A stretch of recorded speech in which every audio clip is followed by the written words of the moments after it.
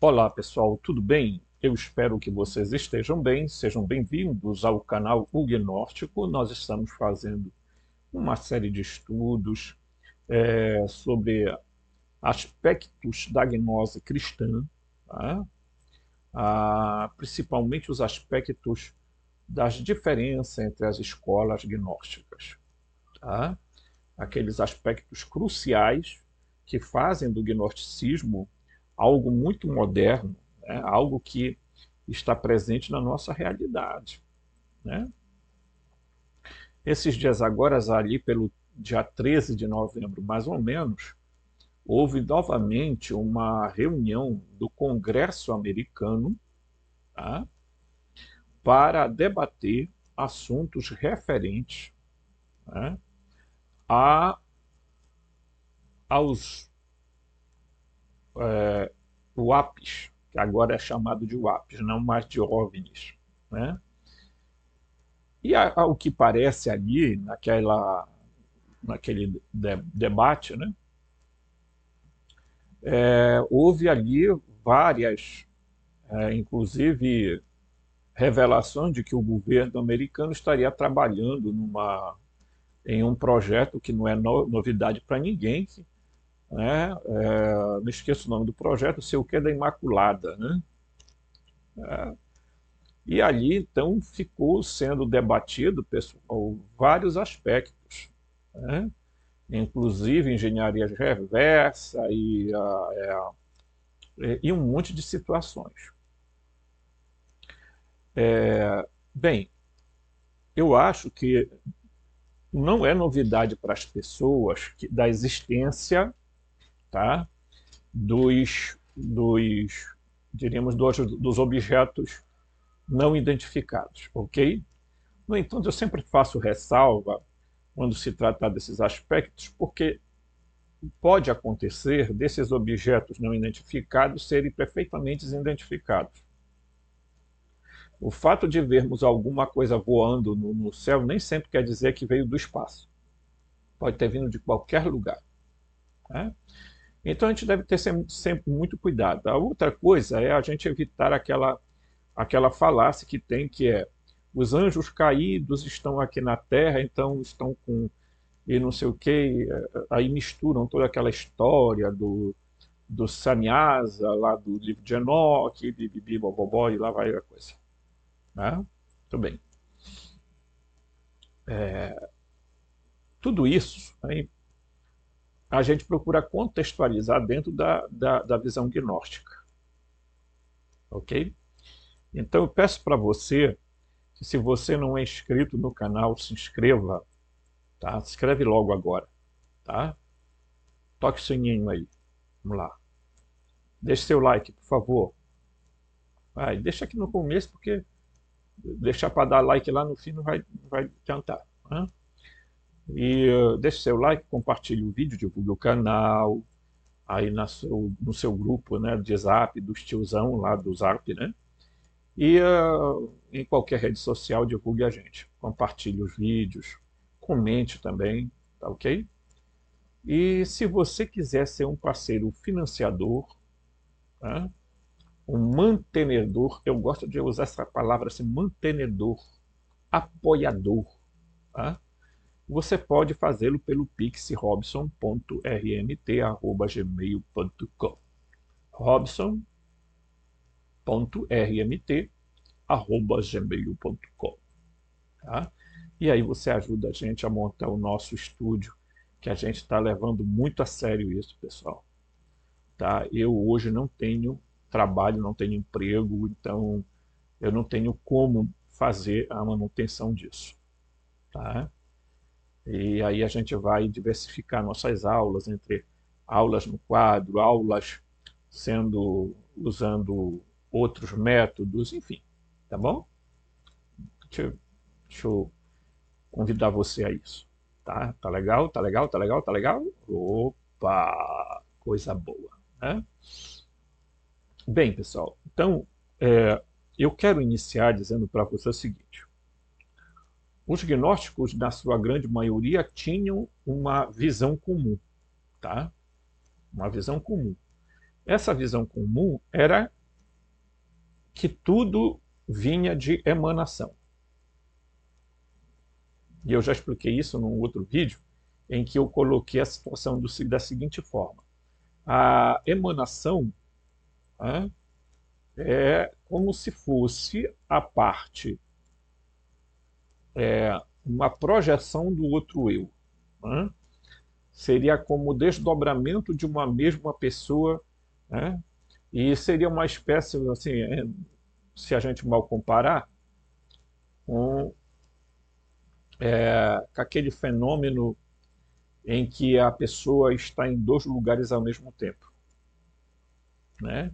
Que algumas pessoas na história da humanidade tiveram essa capacidade da bilocação. Né? Muito bem. E os gnósticos, e aí a gente vai dar uma olhada aqui atrás no quadro, vocês vão observar algumas coisas muito interessantes, tá? Muito interessantes, tá? Se der uma tremidinha aí, é porque olha, a câmera está tentando me acompanhar, vocês estão vendo, né? Certo? Mas ela não vai me acompanhar. Por enquanto eu vou deixar assim, ela não vai acompanhar, porque eu dei um jeitinho nela para ela não ficar me acompanhando, tá? Mas vocês já viram que ela é inteligente, ela vai mesmo, né? Então eu vou bem aqui, eu vou desligar essa capacidade dela de estar me seguindo. Eu não quero que tu me sigas, tá? Então eu vou rodar ela de novo para cá, viu, pessoal? Ok, muito bem, né? Então vocês vão entender que os gnósticos eles acreditavam que existia um mundo aqui, tá? Vou pegar a minha caneta azul, né? Caneta azul, azul caneta. Caneta azul está marcada com a minha letra. Já pensou? Um cara desse fez sucesso, o tio Robson não faz sucesso.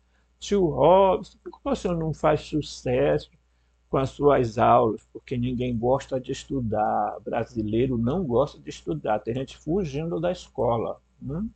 Mal termina o segundo grau. Né? Ensino médio. Então, os gnósticos diziam que eles acreditavam em um mundo, tá? Que é ou uma realidade, você pode chamar de mundo ou realidade, que se chamava pleroma. Tá? O significado da palavra pleroma é plenitude ou completude. Tá? Então, eles acreditavam que esse era o mundo que o Platão chamava de mundo das ideias. Ok? Eu vou botar aqui em cima, não sei se vai dar de ler. Tá? O mundo das ideias. Tá? Né? E aí eles acreditavam que esse mundo, tá? Pleroma, ele era em consequência de um fenômeno chamado emanação. Não é emanação, tá? É emanar. Todo poder emana do povo. E em seu nome é exercido. Isto está na Constituição brasileira. Tá? Só que o seu político não é uma emanação de você. Tá? O seu político vai para lá e faz o que ele quer e não está nem aí para você. Tá? Seja o governador, o deputado, o senador, o vereador, não está nem aí, não está nem aí. Entendeu? Então, não emana nada. Nem emana, nem emana. Tá? E eles diziam que essa emanação partiu de um ser primordial, que eles chamavam de Uno, tá? E muitas vezes de mônada. O livro gnóstico de João vai chamar isso aqui assim, tá? Então, dele tem todo, é de lá que se origina, né? Deixa eu colocar aqui de volta, tio Robson. Tio Robson quer dizer então que a emanação, o Uno começou o processo de emanação, exatamente. Tá? E aí, os seres que lá vivem são chamados de aeões, ou éons. No entanto, eles acreditavam, vou mais para trás, que existiam aeões superiores e aeões inferiores. Esses inferiores eram chamados de arcontes. Tá? Então, não é a substância deles. Né? Diríamos assim, eram uma forma de ser. Então, seria uma forma. Né? Se eu pudesse definir, eu definiria assim, ó, uma forma de ser. Tá? Mas, propriamente, eles não eram assim. Há agnósticos, os gnósticos, alguns consideravam que eles eram de um tipo diferente dos aeões superiores. Então, existia um tipo que eles consideravam parecido com reptilianos, porque vocês irão reparar que a descrição do demiurgo é cara de leão e o corpo de serpente. Okay? Então tinham os felinos, uma mistura de felino com... Tá? Vocês vão ver que eu mostrei o Abraxás, ele tinha a cabeça de galo, né, e as pernas de serpente e corpo de homem. Né? Vocês viram lá? Um ser que não pode ser dito assim, um ser humano. Não é humano aquilo. Tá? E eles diziam que existia um outro tipo de arcontes que eram parecido com feto. E aí mais parece com aqueles greys. Tem os greys maiores e os greys menores. Tá? Só para você ter uma ideia. Muito bem. Eles acreditavam que existia também uma zona intermediária, tá? Que eles chamavam de Agdoad, no oitavo céu, aqui, aonde vivia a Sofia e provavelmente o Cristo, o Jesus, certo? Ok? Vivia aqui, nesta zona. Era uma zona intermédia, ok? Né? E ele acreditava que existia um outro mundo, uma outra realidade chamada nosso mundo, o mundo da matéria, o mundo material, que era o Kenoma, o vazio, o nada. E tudo que foi criado no Kenoma era um esterema, isto é, uma deficiência. Por quê? Porque aqui tem muitas realidades. Então você tem aqui, ó, muitas realidades. Não é apenas a nossa realidade, viu? Tio Robson, é verdade? Tem muitas realidades? Tem, muitas realidades. Tá? E o nosso mundo é um mundo mimético. O que é mimético, tio Robson? Mimético quer dizer uma imitação. Tá? Eles acreditavam que existiam os antropos, ou humanos que viviam no pleroma. Tá ok? Viviam no pleroma. Tio Robson vivia no pleroma? Viviam. Viviam. Lá no pleroma existe uma outra humanidade. Um outro povo igual a nós. Tá? Então eles chamavam o Bitos, que era o pai, o Propator, o Nous, eles dão vários nomes a este ser que emanou do Uno aqui, ó, tá? Eles chamavam ele de primeiro humano. E o filho, que nós podemos dizer que era o Cristo, tá? Eu vou sumir da tela aqui, ó, Cristo, era o segundo humano, tá? Aqui, muitas vezes é confundido esse termo com homem, mas esse termo aqui não é o correto a tradução. Não é correto a tradução, tio Robson. Não, não é correta a tradução. Né? A tradução está incorreta. E aí, pessoal, eles diziam, né, os gnósticos, então, eles tinham determinadas visões muito claras. Eles tinham diferenças pontuais com referência a algumas coisas, número de eões, tal. Mas eles tinham certeza de uma coisa: esse mundo aqui não surge por emanação, mas por formação, por formatação, se você quiser usar um termo tecnológico, formatar, né? E eles acreditavam ainda que essa formatação,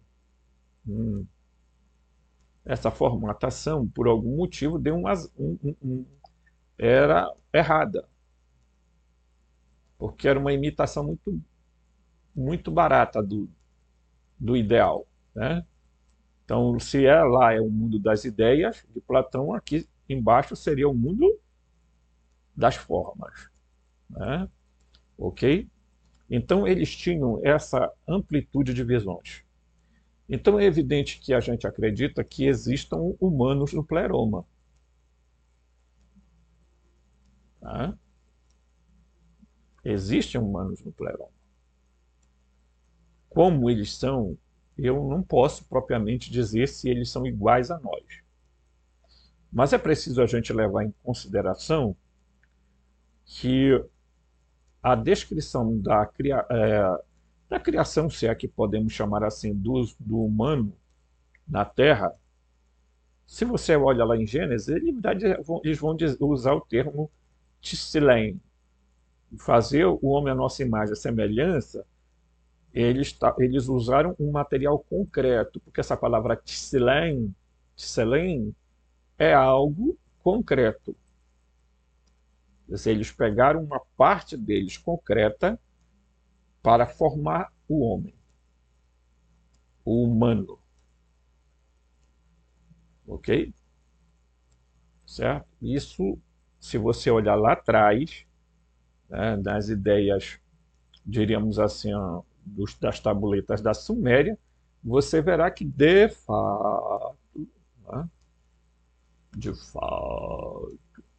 né, de fato, tem alguma coisa de muito estranho, né? Porque dá a entender de que lá os humanos foram feitos genética, houve uma manipulação genética. Não é que eles criaram os humanos, eles evoluíram os humanos. Essa é a palavra certa. Eles criaram uma classe de Homo sapiens sapiens, mas existiam outros gêneros, tá? Outras espécies, quer dizer, o gênero era o mesmo, Homos, mas existiam outras espécies de humanos que não eram somente os sapiens sapiens. Os sapiens sapiens se começaram a se propagar, a se avolumar e foram destruindo outros humanos. Segura essa, tio Robson. E aí, né, ou quando eles não destruíam as outras espécies, eles obtinham. Tá? Eu estou dando essa introdução para vocês ficarem atentos a isso. Porque estudar gnose fora de certos contextos é meio que...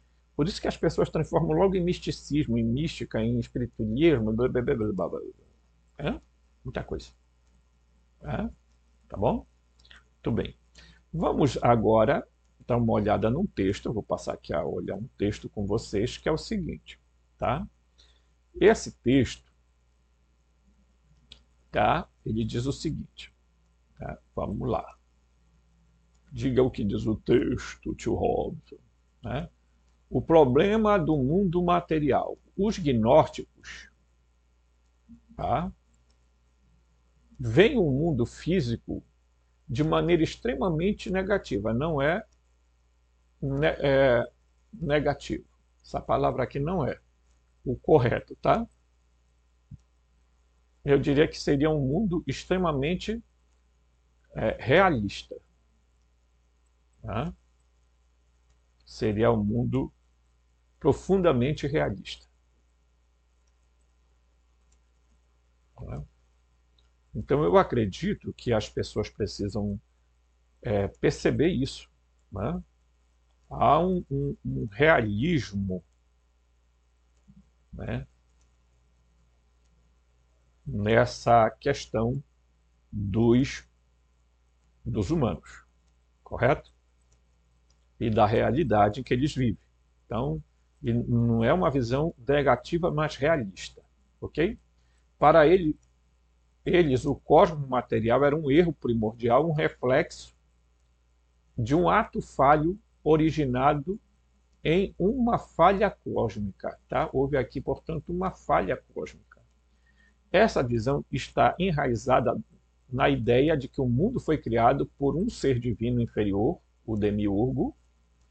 O demiurgo é descrito como um ser ignorante e arrogante. Aqui tem algumas características que já são claras dele, que embora emanado de uma fonte divina, tá?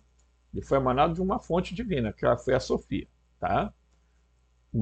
Mais pura, como a Sofia, é responsável pela criação do mundo material que os gnósticos, tá?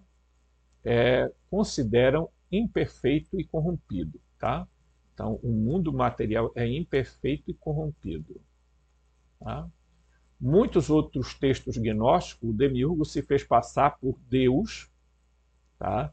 Governando o cosmos de maneira tirânica e distorcendo a verdade divina. Então, tio Robson, o senhor está esclarecendo um ponto culminante para nós. Importante. Tá? Deixa eu olhar aqui para você. Meu amigo, eu estou olhando aqui para a câmera. Olhe para a nossa realidade. Olhe para tudo que está acontecendo. Olhe a sua volta. Esse mundo sempre foi meio bagunçado, meio distorcido, desequilibrado. Isso não é de agora. Isso vem desde lá, do passado. Entendeu? Então, tio Robson, o negócio está, né? Claro, existe um estarema, uma deficiência. Não existe coisas boas neste mundo, tio Robson, que a gente possa aproveitar. Acho que não. Tá? Acho que não. Eu acredito que é para a gente ter muito cuidado quando a gente abarca esses assuntos, porque algumas pessoas começam a vir com aqueles argumentos. Oh, nossa. Né? Os gnósticos tinham um ponto de vista diferente a respeito, principalmente, de aeões, né? De como eles concebiam os 7 anos, os valentinianos, os ofitas, etc. Cada um tinha alguns pontos de vista a respeito de tudo isso, ok? Que aos poucos a gente está descobrindo aqui. Aqui ninguém tem pressa para logo, meu Deus, vamos ensinar tudo. Também aqui não tem segredo. Nós não somos uma sociedade iniciática ou sociedade de mistério aqui. Não é? A não ser que você queira organizar uma, você me convida. O nome da escola é Escola dos Sábios. Tá?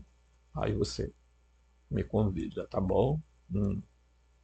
Vamos lá. Aí a gente vai pegar um outro ponto aqui. Tá? Depois eu volto para cá. Que, por exemplo, né, nós vamos ver aqui. Eu vou subir aqui só para me vir aqui. Ó. O mito valentiniano, né, e o conceito do criador inferior. Então vocês já viram que lá os gnósticos disseram, bem, o ser que criou aqui, o criador da matéria, o Yaldabaoth, né, ele fez um monte de coisas aqui que fez uma programação errada, criou um planeta, uma realidade corrompida e etc e tal, né? Então, o Valentim, tá? Vou marcar aqui, ó, certo? Dentro da tradição valentiniana, como registrado por Irineu, que era um pai da igreja, e outros críticos da igreja primitiva, o Deus transcendente, o Pai inefável, permanece uma entidade totalmente separada e distinta do cosmo material.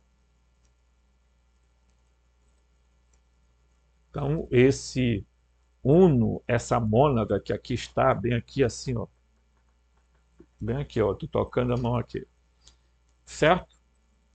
Eles diziam estar completamente em outro nível, porque eles achavam o seguinte, que esse Deus inefável, Pai incógnito, ele não conseguiria viver no mundo da matéria porque ele consumiria a matéria. Esse consumir a matéria significaria fazer a matéria voltar ao seu estado original, que é o estágio, qual é? Energia. Energia e matéria são a mesma coisa, tá, minha gente? Vamos acabar com a bobagem de que a energia e matéria são coisas distintas. Quem faz a energia se transformar em matéria e a matéria em energia é o poder que tem a capacidade de aumentar a frequência, a vibração e a densidade dela. Ok? Tá? Então, o Pai, em sua perfeição, é inatingível e imutável. Os seus aeões, seres divinos que emanam dele, formam o pleroma, um reino de perfeição e harmonia. No entanto, a queda de Sofia, um desses aeões, gera uma distorção no pleroma, trazendo o caos e a criação do mundo material.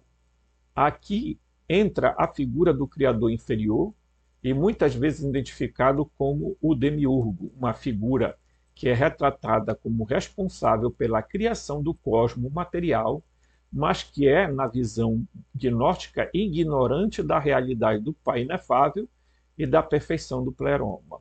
Tá? Então, vamos lá.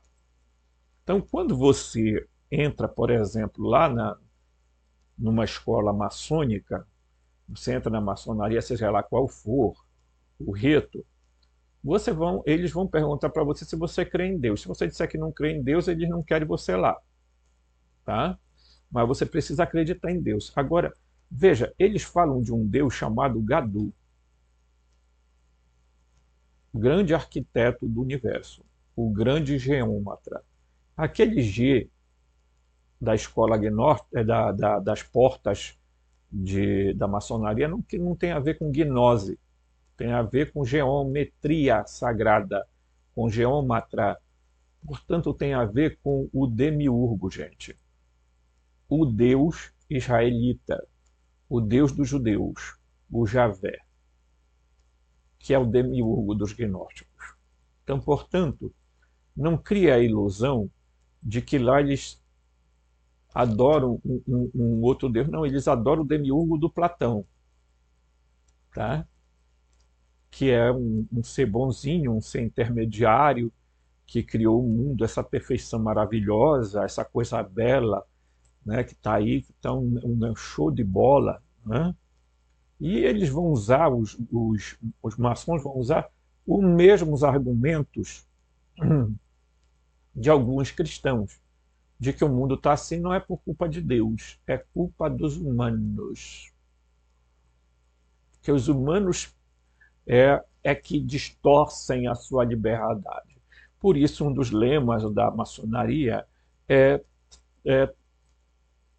transformar os homens bons em homens melhores.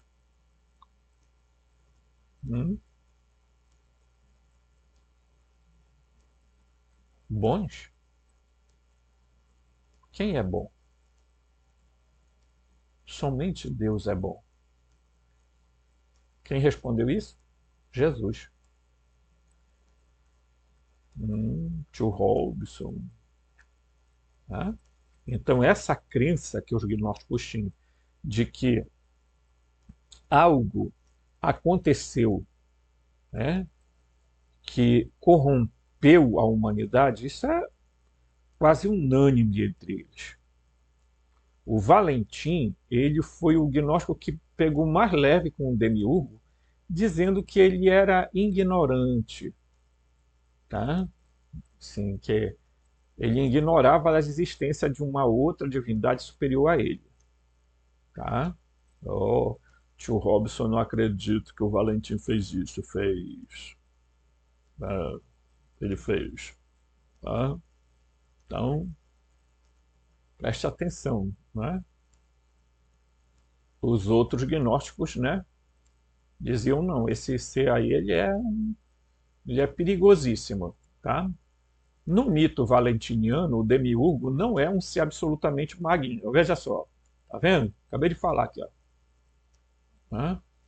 Então, o Valentim dizia, ele não é totalmente maligno, ele é um ignorante, né? Mas ele dizia que ele é limitado em sua percepção da verdade e da realidade. Ele cria um mundo material com base em sua própria compreensão fragmentada e distorcida, e como resultado, esse mundo é imperfeito e corruptível, né? Esse Deus criador, ou demiurgo, é frequentemente associado ao Deus do Antigo Testamento, o Javé. Mas a diferença crucial é que ele não é maligno em si, né? Diz a escola valentiniana, ele é o único que vai fazer isso. Os outros, já na grande maioria, vão dizer que ele é mau. Marcion de Sinop, então, nem se fala, tá?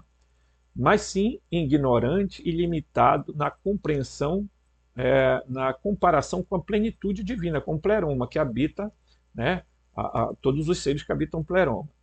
Em muitos mitos gnósticos, o demiurgo cria um mundo não por malícia, mas por erro cósmico, ou uma falta de compreensão mais profunda do divino. Tá? Algumas coisas estão claríssimas, né? O Robson estão claríssimas aqui para nós, né? Existiu também um gnóstico que é muito pouco comentado, que é esse Saturnino, tá, de Antioquia. Tá? Ele foi um dos primeiros pensadores e mestre gnóstico do século II. Tá? Ele é frequentemente associado ao movimento gnóstico, embora detalhes sobre a vida, a doutrina, sejam um tanto quanto limitados. Pouco se sabe sobre ele. Em grande parte devido ao fato que suas ideias foram relatadas principalmente por seus opositores, como Irineu de Lyon, em sua obra Contra as Heresias. Ainda assim, o que se sabe sobre Saturnino nos fornece uma visão importante sobre o gnosticismo primitivo, especialmente no que diz respeito à concepção de cosmologia dualista, a figura do Criador inferior e ao problema da teodiceia. O que é a teodiceia, tio Robson? Teodiceia é o estudo que a gente faz em filosofia sobre a realidade de Deus, tá? Que é a forma que você vai tentar observar como os deuses se comportavam dentro da nossa realidade, né? A justificação do mal no mundo. Né? Como é que você vai explicar? Tá? Então, aqui no contexto mais amplo, tá? Certo? Aqui, Saturnino era originário de Antioquia, uma das principais cidades do Império Romano Oriental e um centro do pensamento filosófico religioso. Vamos lembrar que em Antioquia tinha uma comunidade cristã muito forte, principalmente os paulinos. Tá? A cidade era importante do ponto ponto de encontro de várias tradições filosóficas, incluindo o platonismo, o estoicismo e, claro, o cristianismo primitivo. De acordo com fontes posteriores, Saturnino se alinhava ao movimento gnóstico que buscava um conhecimento secreto, uma gnose, tá? Capaz de libertar a alma humana das limitações do mundo material Esse movimento representava uma interpretação bastante heterodoxa da teologia cristã, procurando reconciliar e reinterpretar as escrituras judaicas à luz de ideias filosóficas helenísticas, tá? Dos helênicos. Tá? Saturnino foi influenciado principalmente pelo platonismo. A maioria deles o foram. Tá? Pela ideia agnósticas presentes no meio. Tá? Então, um dos aspectos do Saturnino era a cosmologia dele. A doutrina de Saturnino é marcada por uma cosmologia dualista, muito comum nos vários sistemas gnósticos. Ele vê a realidade como dividida entre um mundo superior espiritual e um mundo inferior material. Tá? Até aí está tudo perfeito. Esse mundo inferior era associado à imperfeição e ao mal, enquanto o mundo superior era associado à pureza, à perfeição e ao Espírito Divino. A descrição da criação e da origem do mal, em suas ideias, é semelhante aos sistemas gnósticos contemporâneos, como os de Valentim e Marcion de Sinop, embora em suas próprias particularidades. Tá? Com suas próprias particularidades. Tá?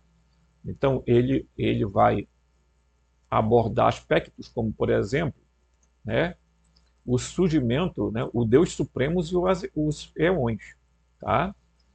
Saturnino ensinava que o Deus Supremo, uma entidade transcendente, estava além da compreensão humana e não podia ser diretamente conhecido. Este Deus Supremo existia em um reino eterno e perfeito, totalmente separado do mundo material.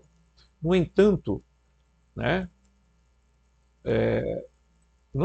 do Deus Supremo emanava uma série de eões, ou entidades espirituais, né, que representavam diversos atributos divinos. O número e as características desses eões podem variar em diferentes fontes, mas o importante aqui é que esses eões eram conhecidos como as manifestações do divino em um plano espiritual superior. E a criação do mundo material resultava em um distúrbio, presta atenção, não é? Distúrbio ou corrupção na hierarquia celestial. Aí entra aqui o personagem, tá? O criador inferior. Assim como em outros sistemas gnósticos, Saturnino acreditava que o criador do mundo material era um ser inferior conhecido como Demiurgo. Esse Demiurgo foi responsável pela criação do universo físico e da humanidade. Mas, ao contrário do Deus Supremo, o Demiurgo era ignorante e limitado, e, portanto, sua criação era imperfeita e corrompida. Esse Demiurgo de Saturnino não era uma figura malévola, como Ialdabaoth, no Apócrifo de João, mas uma figura limitada que governava o mundo material com um poder subordinado ao Deus Supremo. Então veja que aqui já difere. Tá? Certo? Ele vai diferir, porque no Apócrifo de João, né, esse Apócrifo de João é o que está na biblioteca de Nag Hammadi, o Ialdabaoth é mau. Tá? Ele aqui diz que esse Demiurgo era subordinado a esse Deus Supremo aqui. O Demiurgo em Saturnino parece ser uma figura neutra, ou até mesmo ingênua em sua ignorância sobre a realidade superior. Ele tinha conhecimento de uma divindade transcendente maior, e isso o impedia de entender a verdadeira natureza do universo como resultado da sua criação, e estava longe de ser perfeita, sendo marcada pela imperfeição e pela alimentação. Tá? Então, vocês observam que o Saturnino traz uma ideia muito parecida ali com o Valentim, que vai dizer, bem, ele não era totalmente mal, ele era ignorante e tal, né? Certo? E os outros gnósticos não. Os outros gnósticos, inclusive, vão dar nome a esse Demiurgo. Esse Demiurgo se chamava Ialdabaoth, Saclas, Samael, tá? Nebro, ok? Abraxás, tá? Vários nomes que eles vão dar. Samael, né? Nós vamos observar muito isso, né? E eles vão dizer exatamente essa realidade. Então não tinha essa nossa ideia aí, gente. Era algo muito real para eles a questão da existência desses seres, ok? Esse demiurgo. Tá?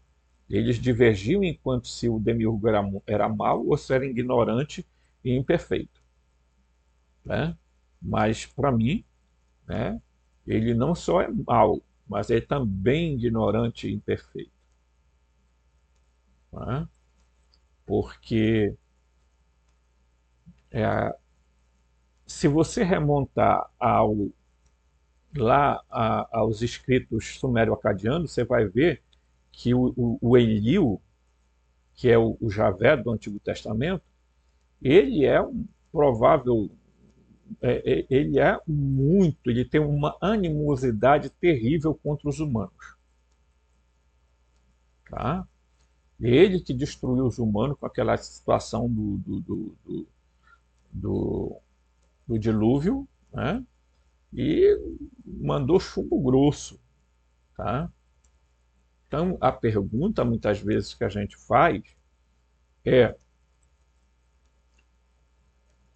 até que ponto, né?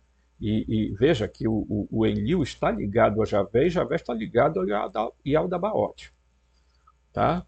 E enquanto que um outro ser divino chamado Enki, que era a divindade da sabedoria, da terra e da água, o cientista, ele tentava proteger os humanos das iras do Enlil. Essa guerra é persistente até nos dias de hoje. Então nós estamos vivendo numa guerra, né, em que as dimensões, as densidades, frequências e vibrações dessa guerra, elas vão atingindo os humanos. Tá?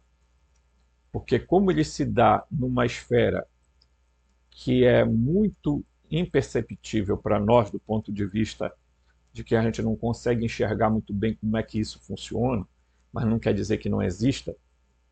O fato de você não saber explicar uma coisa não significa que ela não exista. Tá? Então, meus amigos, esse combate, essa guerra desses deuses entre eles, tá? É uma guerra que, vamos ser sinceros, né?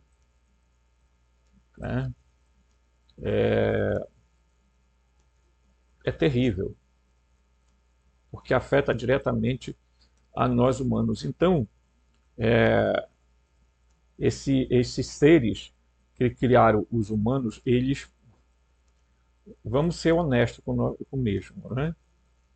A audiência que teve lá nos Estados Unidos, agora dia 13 de novembro, eles tentaram emplacar a ideia de que esses seres já estão aqui na Terra há milênios. Tá? E eu já fiz vídeo aqui falando sobre os criptoterrestres, mostrando que eles têm uma natureza e que eles podem estar habitando ou no subterrâneo ou nos mares, né, dentro dos oceanos, ou até mesmo na Lua. E eu disse para vocês que eu assisti a série, tá, da Netflix sobre os ETs, OVNIs, etc. e tal, e ele veio aqui em Belém do Pará, o apresentador, estudar o caso lá de Colares, que por incrível que pareça continua acontecendo. Colares continua acontecendo o mesmo fenômeno, tá, que acontecia antes. Tá? E esses objetos todos saíam das águas, não vinham do céu. Ok? A diferença de que aqui em Colares eles atacaram pessoas. Né? Então tem muita gente por aí achando que esses ET tá, os ETs são tudo bonzinho. Não, primeiro, você não pode fazer essa tal afirmação. Segundo lugar, por que será que eles estão muito localizados em ambientes tipo assim,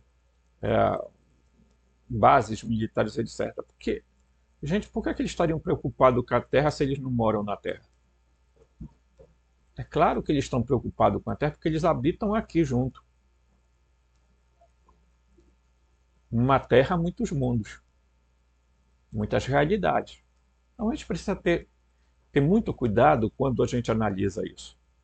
E pode ter certeza que os gnósticos viram, sim, na sua filosofia, na sua análise, na sua lógica, na sua racionalidade, a presença de seres que o John Lambilage vai chamar de intrapsíquicos, que são os arcontes, que alguns dizem que são inorgânicos. Desculpa, eu não acredito nisso, né? E esses seres, por qualquer que seja a razão, tá? Eles deram a forma à Terra, formataram a Terra de acordo com as ideias, os pensamentos que ele tinha. Tá? E nós vamos ver isso em outros vídeos, vendo o que os gnósticos pensavam. Tá? Portanto, tá?